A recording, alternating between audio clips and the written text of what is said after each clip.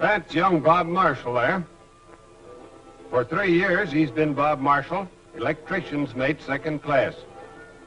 Now, he's on his way back to be Bob Marshall, first-class civilian and farmer. This is the part of America he's missed the most and remembered the best. Somehow, these last few miles seem longer than all the miles he's traveled since he's been gone.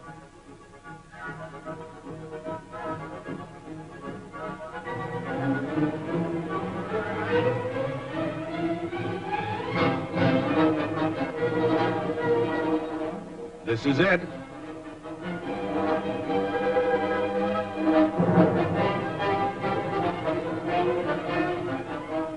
This is the town he meant when somebody said, "Where are you from, fella?"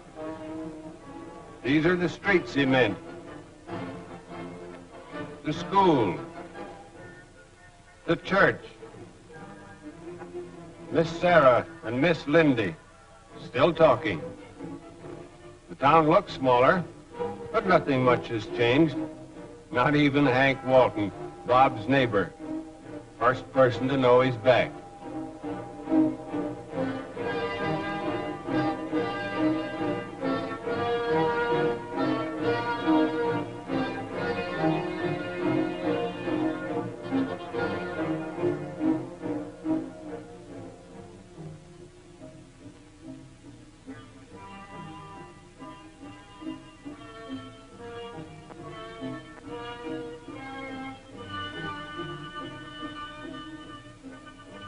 Every curve in the road, every familiar bend and turn brings him closer to the end of a long journey.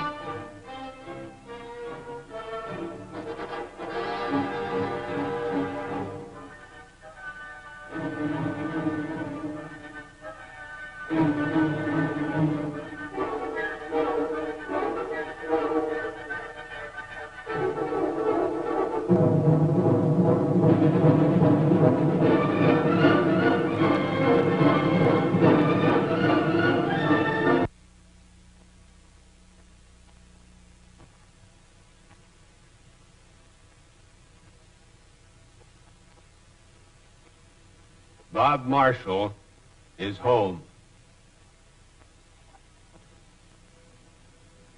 Electrician's mate, second class, the same Bob Marshall. He knew the magic of electricity, the eyes, the ears, the voice behind the victory. Now, first-class civilian and farmer, the same Bob Marshall. But where's the power that could do 1,000,000 jobs for peace?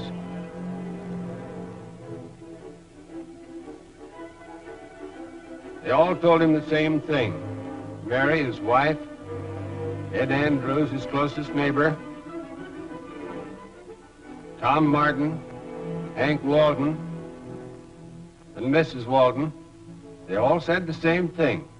There are only 4 farms up here in this valley, and they're too far back from the main road.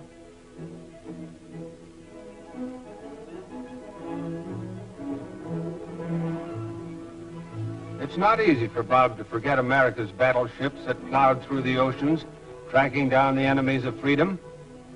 Must he forget words like radar, telephone, radio, and 100 like them now that he was home?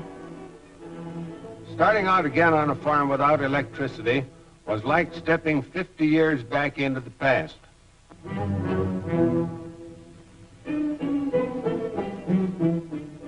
Bob made up his mind to find out why he and his neighbors couldn't have the power that does the lifting and the pulling, the shoving, and the turning.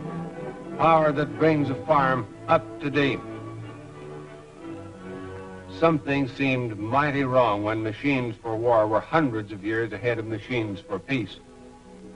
He wanted to know what had happened while he'd been gone.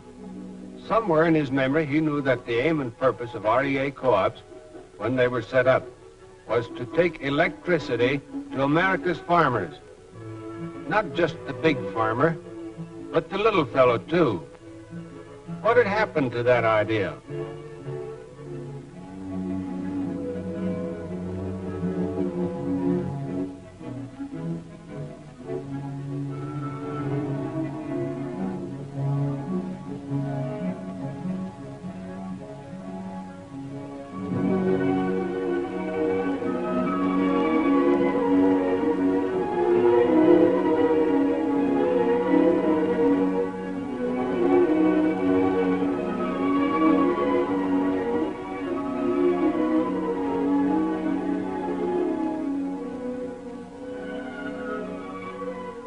Matt Boylan remembered him, and he listened to his story, but he wasn't sure he could help.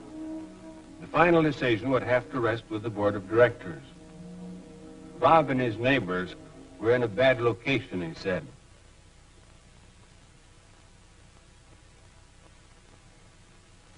This was the main line the co-op was planning to build. To get to Bob and his neighbors, a spur would have to come off it and run back this road for 4.5 miles just to reach those 4 farms. That's something the board will have to decide, Matt said. Then he began talking about the early days of REA, about the first group of farmers who got together to form their own business corporation. Lots of folks said it couldn't be done, and the farmers thought it could. They borrowed money from the government, and when the loan was paid off, the business would belong to the farmers and their community. Matt talked about the first farmers who signed up for power, the first poles that went up, the first lines. Those were the days, he said, we didn't know what lay ahead. We didn't even know what electricity could do on a farm. Plenty of people said farmers couldn't afford it, that only a favored few would get it. But we had to find out for ourselves, and we did. Farmers are proud of their co-ops. They own them and run them, down to reading their own meters and coming into their own offices to pay their bills. By the end of the war, there were close to 1,000 REA co-ops in the country, and 45% of America's farms had power. When we started, only 10% had electricity. Each of these co-ops is governed by its own board of directors. These directors are farmers, chosen by the people the co-op serves. They draw no salary, but they represent their people and make all the decision as to how their business is to be run. They're the people we'll have to talk to, Matt said. And he invited Bob to come to the next meeting of his board of directors to present his case.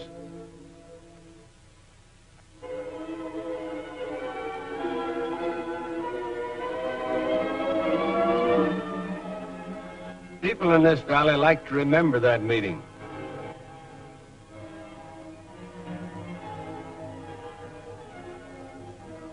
When they talk about it nowadays, they call it the Bob Marshall meeting, and they're pretty proud of what happened.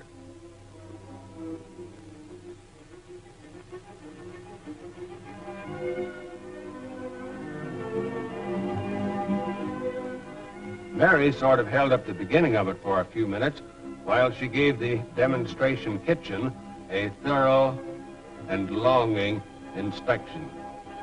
But nobody blamed her much for that.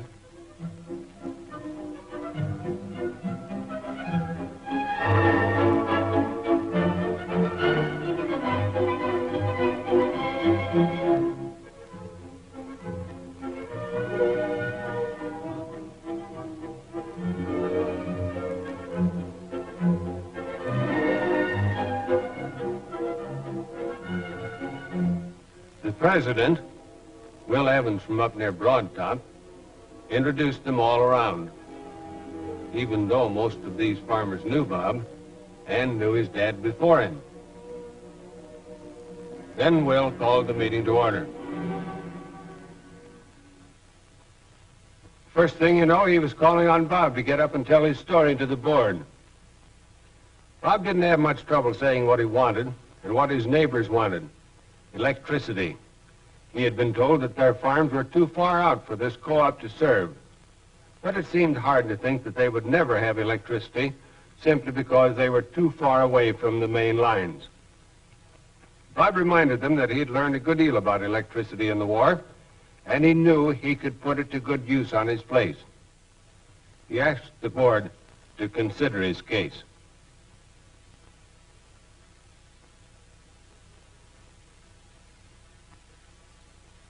Mr. President, it wouldn't be good business. It was Fred Hoffman talking, and he had a pretty good argument. REA co-ops had built up a remarkable record in a few years. This lower line represented the money due on their loan. The top line, the amount they'd paid back. Our co-op is 25% ahead in paying off the loan, he said, and we've got a comfortable cash reserve. Fred was against taking any risks that might endanger that good record. Charlie Robinson agreed with Fred. Running their business took business-like thinking. He reminded them of salaries, the large investment they had in trucks and supplies, taxes, interest on the loan. They had long ago got past being a shoestring business.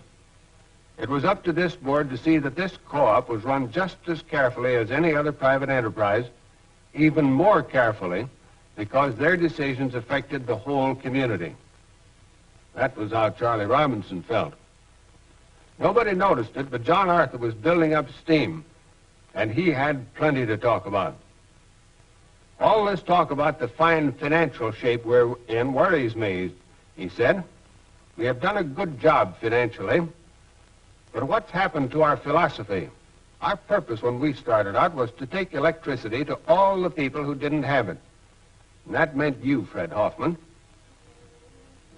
He reminded Fred of all the jobs electricity was doing on his farm. Grinding and mixing his feed, pumping his water, milking his herd. Reminded him of how he had been able to expand. Until now, he had one of the finest dairies in this section. And yet, when Fred Hoffman had applied for power a few years ago, he'd been turned down. They didn't think that running a line out to him would be profitable.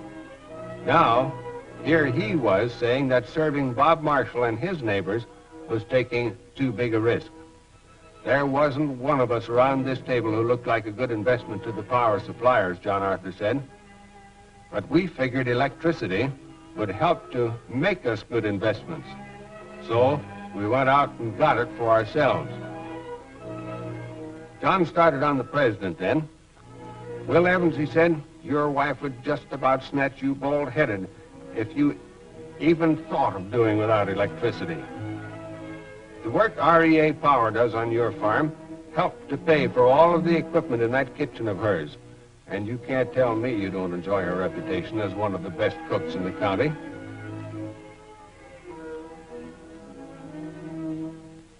She wouldn't trade a castle in Spain for that new farm freezer of hers, and neither would you. Yet, when we first organized this co-op, John Arthur reminded him, you were one of the people who lived too far out. But we got to you.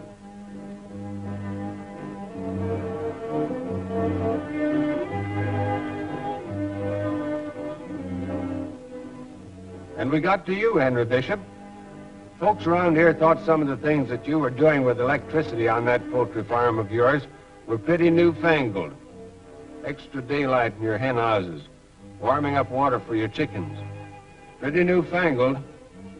But after a while, when they saw how fast you were expanding, they began to ask you questions, began trying out your ideas. That meant better poultry products and profits for quite a few of us around here.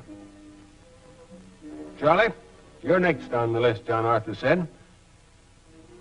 It's your boys who've sparked this whole community, the way they keep figuring out new jobs for electricity to do.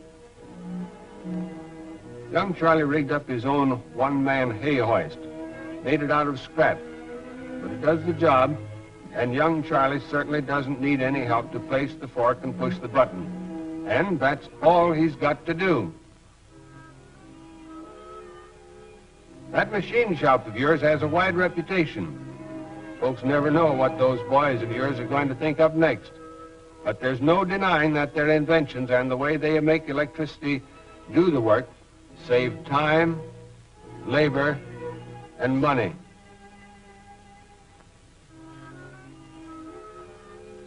Take that hacksaw you've got in your shop. Young Charlie made it out of scrap pipe and an old washing machine motor. But it cuts anything you give it to work on, and even turns itself off when the job is finished. There's no use denying it, Charlie. You've got so used to electricity by now that you couldn't farm without it. And yet, as far as those boys of yours are concerned, they're just getting started. There's no stopping them when it comes to thinking up new work for electricity to do. And there'll be no stopping Bob Marshall. He probably knows more about electricity than all of us put together. But the more young Edisons we have around here, the better I like it, he said. And John kept right on talking. He talked about the way their whole community had grown since the co-op was organized. Ed Weber's sawmill, he said, turned out to be not only a good risk, but a big contribution to the entire region.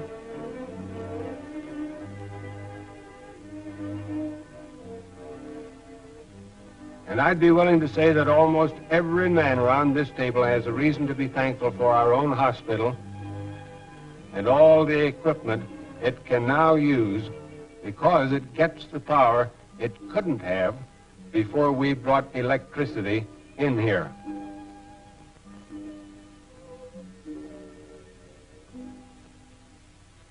There's no stopping place for this co-op, or any REA co-op, John Arthur said. The more we expand and grow, the more jobs we furnish.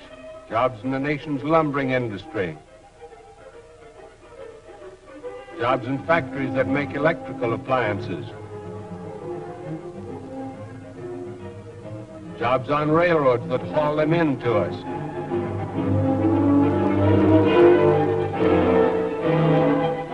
We make jobs for electricians in our towns. Jobs for plumbers. Just as long as we expand and grow, we are contributing to the well-being of the nation as a whole, as well as to our community and to our personal way of life. What I'm talking about, John Arthur said, is the idea we started out with, an idea called area coverage, taking electricity to every rural family. We can't reach every farm right away, but we can start. My vote goes for starting with Bob and Mary Marshall. Well, it seemed like nobody had an answer for John Arthur, so Will Evans asked Bob and Mary to step outside while the board voted on the case. All those in favor of running the line out to Bob Marshall and his neighbors will raise their hand. Well, Fred? Charlie?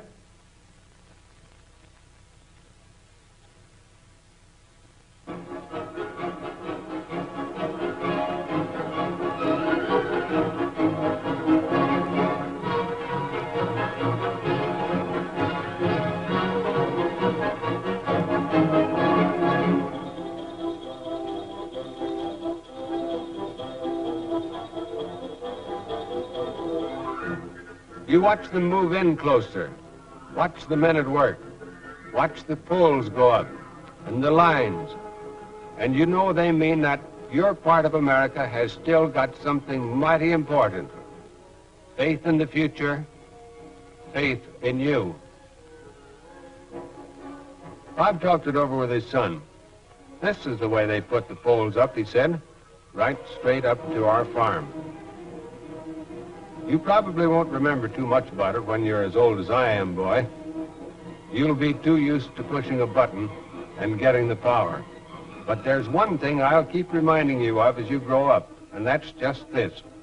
We've got a way of life in this country that makes us like to work together to get the things that we want. Sometimes maybe it gets a little tangled up, but we always stop and straighten her out and go on working together. In America, we call that democracy.